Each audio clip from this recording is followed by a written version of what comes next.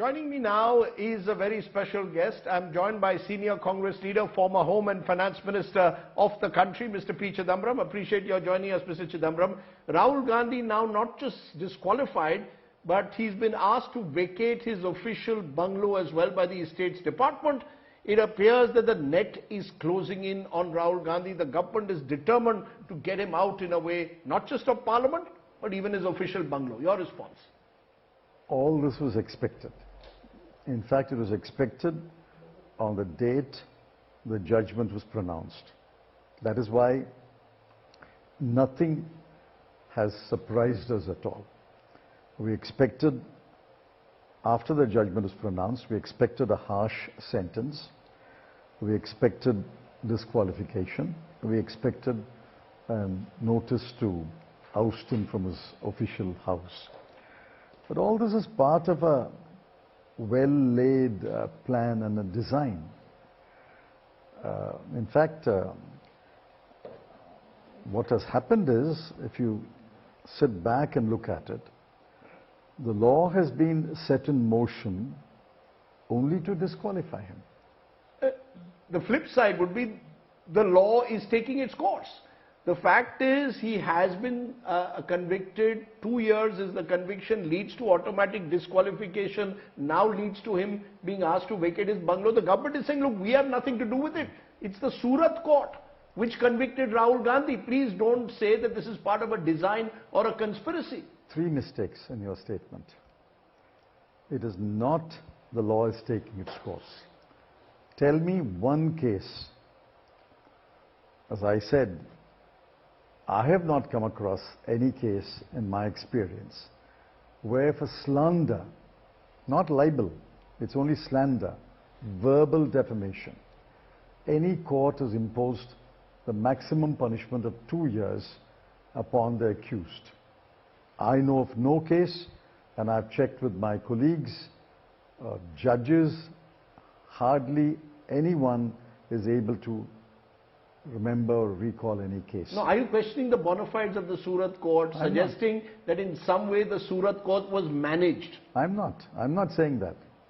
That's for your viewers and readers and each citizen to draw. I'm only stating a fact. To the best of our knowledge, there has been no case where for slander the maximum punishment of 2 years has been imposed. That is a statement of fact. I may be wrong, prove me wrong. Number 2, the very judge suspended the sentence. Therefore, there is no sentence today. There is only a conviction. There is no sentence. So the law cannot take its course, to use your words. The law cannot move forward to disqualify him. There is no sentence. But that is a legal issue which will be resolved in due course. The third error is, in your statement, is that any person convicted and sentenced shall be disqualified. It's not shall stand disqualified. Shall be disqualified. Somebody has to disqualify him. I want to know who disqualified him. Lok Sabha Secretariat. I'm coming to that. It's not the President of India. It's not the Election Commission. It is not the Honorable Speaker of the Lok Sabha. A Secretariat will disqualify. I mean, there must be some authority which has to sign that piece of paper and say, I, in exercise of my powers, disqualify you. So you're saying due process has not been followed? No. You believe that this is not process. Process is procedure. I'm talking about possible manifest injustice. So you're saying there has been possible manifest injustice done to Rahul Gandhi. Some would say the entire process of disqualification in a way has got weaponized and gone into sort of fast forward mode. The flip side is the Congress got caught napping. No. That the Congress was not prepared for a situation as has happened. All the legal strategies, the legal brains like yourself, Dr. Singhvi, you all were simply not prepared for what was likely to happen. Wrong.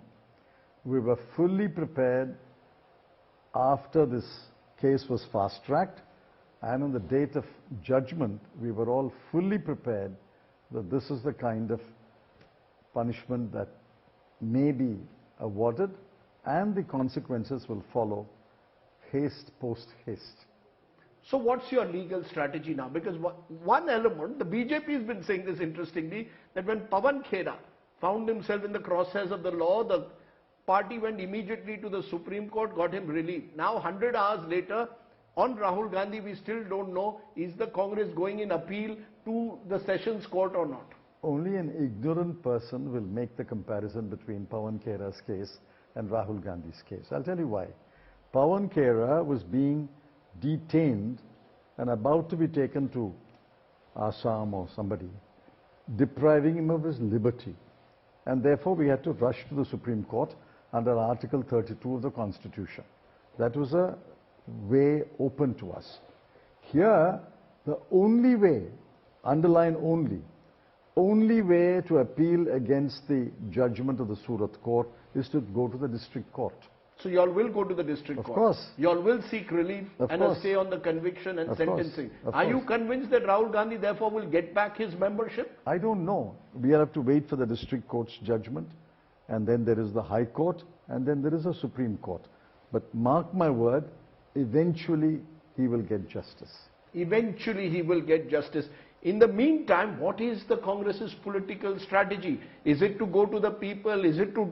Because we don't see any large-scale protests. Certainly not the public out there isn't protesting. They are not involved in Rahul Gandhi's disqualification. They've stayed out of it. Public have not come to protest on any issue in the last several years. We've had farmers protest. Only farmers. Only farmers. Even then, the public did not come in support of the farmers. When the, CAA law was made, only the Muslims came out to protest. So unfortunately, we have come a long way from the days of the freedom struggle, when the lower middle class, the middle class joined Gandhiji's struggle and came to the streets.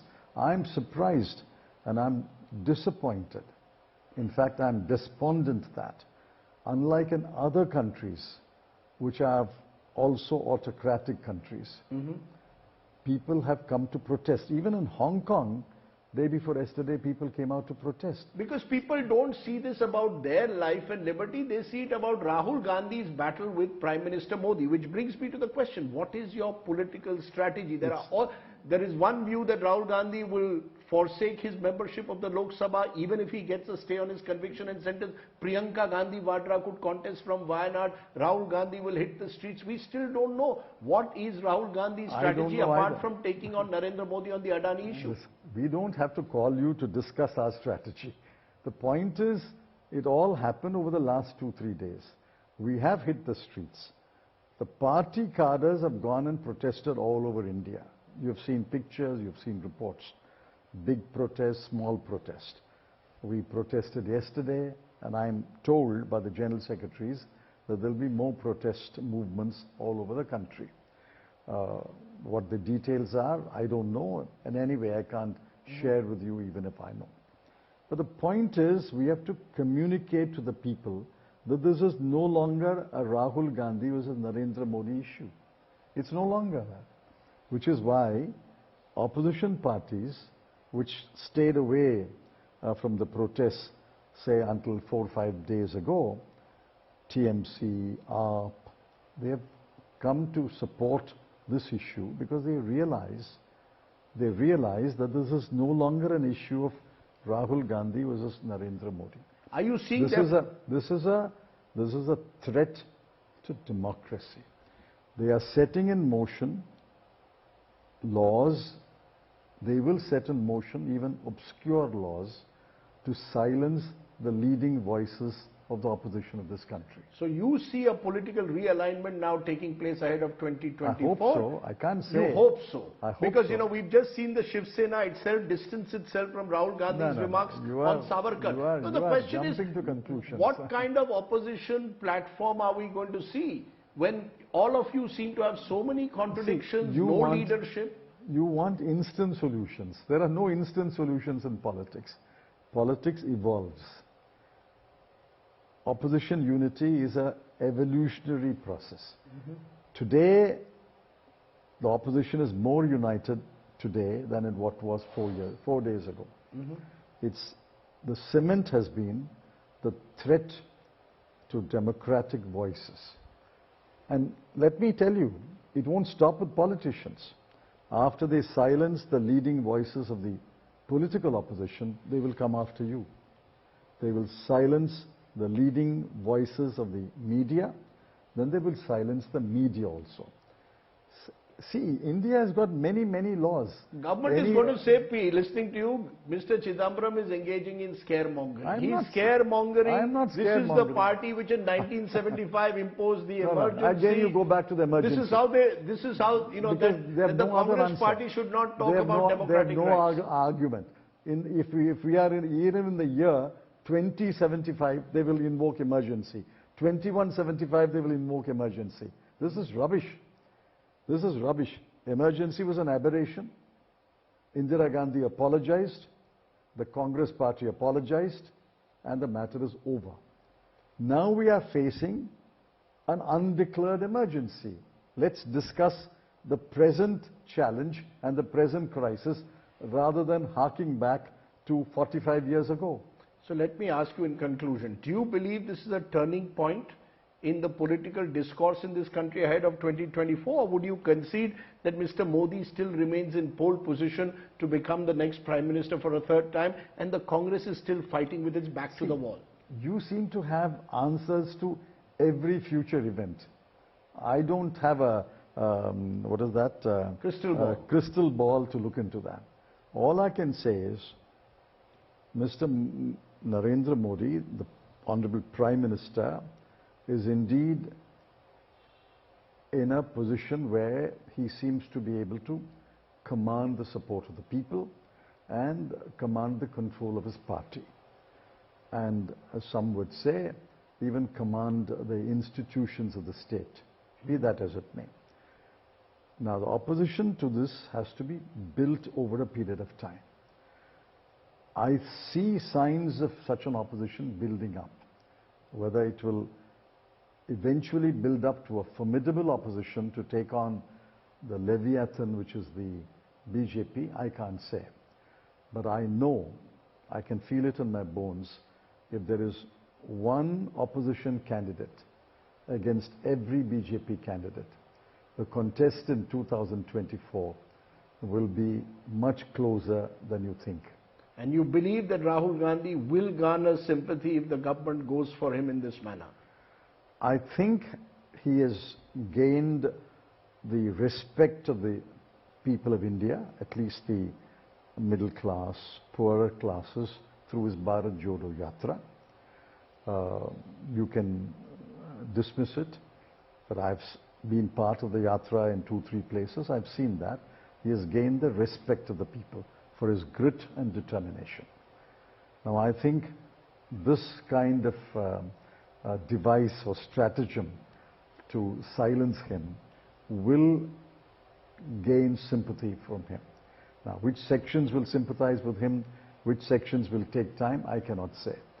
But I can speak for my state, Tamil Nadu. I think there is tremendous sympathy for Mr. Rahul Gandhi after the last 4 days' events. We'll wait and see how all of this translates on the ground. For now, Mr. Chidambaram, for speaking to us, thank you very much. Thank you. P. Chidambaram, the senior Congress leader, as events around Rahul Gandhi unfold rather quickly. Rajdeep, Sardesai for India Today.